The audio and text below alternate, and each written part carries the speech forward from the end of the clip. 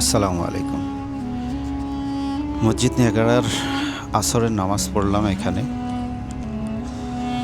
আসরের নামাজ পড়ে আপনাদেরকে ভিডিও বানানোর যে বিষয়গুলো ওগুলো সব কিছু ক্লিয়ার করে দিচ্ছি। আর আল্লাহ কবুল করছে বিধায় কিন্তু আমি মসজিদে আসতে পারছি।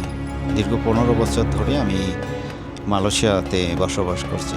কখনো আসিনি এই জাতীয় মসজিদে, নামাজ আদায় করতে পারিনি।